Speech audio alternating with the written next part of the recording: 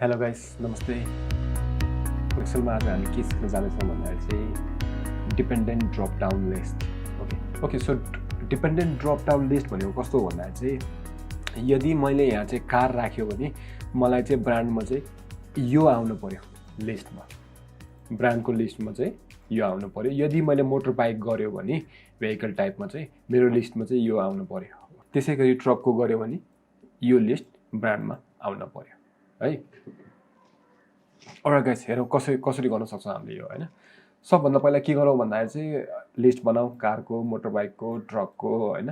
त्यसपछि के गरौँ भन्दाखेरि चाहिँ यो सबै ब्रान्डलाई चाहिँ सबै ब्रान्डको नामको रेन्जलाई चाहिँ हामीले नाम दिउँ हैन। सो सबै कारको, सबै मोटर बाइकको, सबै ट्रकको ब्रान्डहरूलाई चाहिँ हामीले नाम दिनु पर्यो यो रेन्जलाई हैन। सो सबभन्दा पहिला सिलेक्ट गरौँ यसलाई।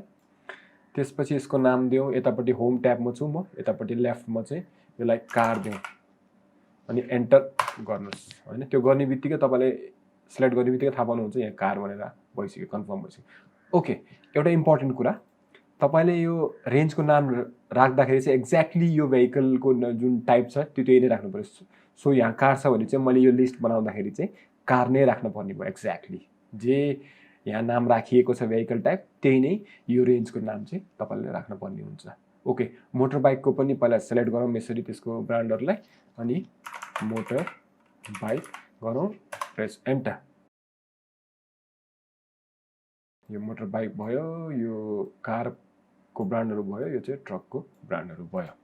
त्यसै गरी हामीलाई चाहिँ जुन मेन हाम्रो भेहिकल टाइप छ यो तिनटालाई पनि हामीले एउटा नाम दिन पर्ने हुन्छ यो रेन्जलाई पनि। सो नाम हामीले के दिए? Vehicle, press enter. सो हामीले चारवटा रेन्जलाई चाहिँ यता नाम दिएको छौँ, एउटा यो, एउटा यो, एउटा यो र एउटा यो।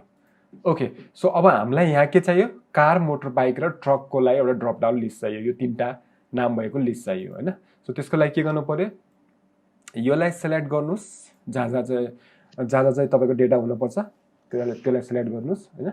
सेलेक्ट गरिसकेपछि डेटामा जानुहोस्, त्यसपछि डेटा भ्यालिडेसनमा जानुहोस्, त्यसपछि सेटिङ्सको तलपट्टि अलाउमा चाहिँ लिस्टमा जानुहोस्, त्यसपछि सोर्समा गएर चाहिँ इक्वल टु नाम के दिएको थियौँ अघि नै हामीले लिस्टको रेन्जको?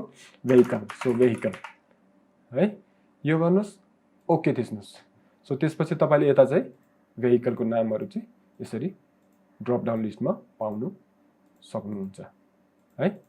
ओके, सो अब हामीलाई चाहिँ ब्रान्डको नेम चाहियो, त्यो पनि डिपेन्डेन्ट है, डिपेन्डिङ अन कुन भ्याल्यु यहाँ आउँछ त्यो अनुसारको चाहिँ तपाईँको ब्रान्डको नाम यता आउनु पर्यो। सो अगेन यसलाई सेलेक्ट गरौँ, त्यसपछि चाहिँ फेरि पनि डेटा भ्यालिडेसनमा जाउँ, त्यसपछि अलाउमा फेरि पनि लिस्टमा जाउँ, सोर्समा गएर इक्वल टु इनडाइरेक्ट अनि भेहिकलको पहिला डेटा कुनमा छ? सेल A2 मा छ। सो A2 है। अब इन्डाइरेक्टली के गर्छ भन्दाखेरि चाहिँ A2 जुन तपाईँले रेफरेन्स राख्नुपर्छ त्यसलाई नै सेल भ्याल्यु जसरी दिन्छ है। भन्न खोजेको इक्वल टु इन्डाइरेक्ट A2 को आउटकम भनेको A2 नै हुन्छ। सो यसले चाहिँ के गर्यो?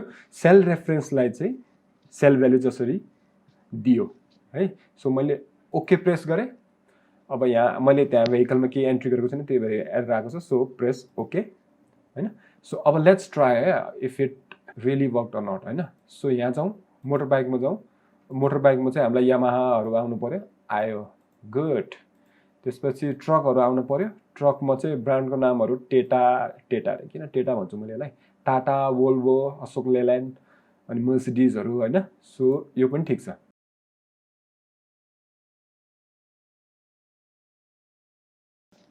ओके, सो हाम्रो काम चाहिँ यहाँ भयो। म फेरि पनि एकचोटि इन्डाइरेक्ट फङ्सनले कसरी काम गर्यो भनेर एकचोटि फेरि पनि बुझाउँछु म तपाईँलाई है। सो एकचोटि खोलिहालौँ यो इन्डाइरेक्टको यो हैन। यहाँ कसरी काम भयो भन्दा चाहिँ इन्डाइरेक्ट A2 हैन। सो इन्डाइरेक्ट फङ्सनले दिने भनेको चाहिँ सेल रेफरेन्स हो हैन, सेल रेफरेन्स हो। सो सेल रेफरेन्स यहाँ हेर्नुभयो भने यसको सेल एड्रेस और सेल रेफरेन्स भनेको यतापट्टि A2 छ हैन। A2 मा के छ अहिले हेर्नुहोस् है, यो फर्स्ट डेटामा हेर्नुहोस्। A2 मा चाहिँ मोटर बाइक छ हैन। सो मोटर बाइक भनेको एउटा क्याटेगोरी हो, भेहिकल क्याटेगोरी हो नि त। So car, motor bike, truck छ, तिनवटा क्याटेगोरी छ, त्यसमा चाहिँ motor bike is one of them है। सो मोटर बाइक भनेको अर्को कुरा के पनि हो भन्दाखेरि चाहिँ मोटर बाइक भनेको एउटा नेम्ड रेन्ज पनि हो हैन।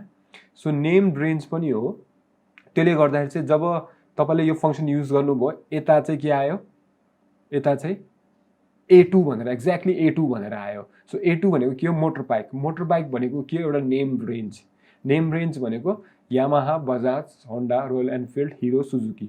सो त्यसले गर्दाखेरि चाहिँ यो लिस्ट चाहिँ यो लिस्ट चाहिँ यामाहा, बजाज, होन्डाको प्रड्युस भयो त्यहाँ चाहिँ। सिमिलरली कारको पनि त्यही छ है। सो कारकोमा पनि हेर्नुभयो भने चाहिँ अब यहाँ हेर्नुहोस्, सोर्समा हेर्नुहोस्, इन्डाइरेक्ट फङ्सन अनि सेल रेफरेन्स चाहिँ A5 छ हैन। सो यतादेखि A5 विच इज कार है। A5 मा के छ भ्याल्यु अहिले, कार छ हैन। सो यो चाहिँ सेल रेफरेन्सको थ्रु यहाँ जाने भयो। अनि यहाँ कारलाई कार भनेको चाहिँ हाम्रो के हो भन्दा चाहिँ एउटा नेम रेन्ज हो जुन चाहिँ हामीले कारको ब्रान्डहरूलाई लिस्ट गरेछौँ जसको थ्रुबाट हैन। त्यसले गर्दा चाहिँ BMW, मर्सिडिज, पिजेट, टेस्ला, मित्सुबिसी र टोयोटा चाहिँ त्यता चाहिँ एज एन आउटपुट चाहिँ देखियो ड्रपडाउन लिस्टमा चाहिँ। सो यो सबै ब्रान्डको नामहरू चाहिँ they are dependent on what values will be in the vehicle type section हैन। डिपेन्डिङ अन कुन भ्याल्यु यहाँ हालेको छ त्यही अनुसार चाहिँ यता लिस्ट आउने भयो। आई होप बुझ्नुभयो होला। यदि बुझ्नु भएको छैन भने please let me know, I try to explain more हैन। आई होप यो भिडियोले कुनै हदसम्म तपाईँलाई हेल्प गर्यो होला। आई रियली होप है। So thank you very much for watching. Take care, stay safe, by.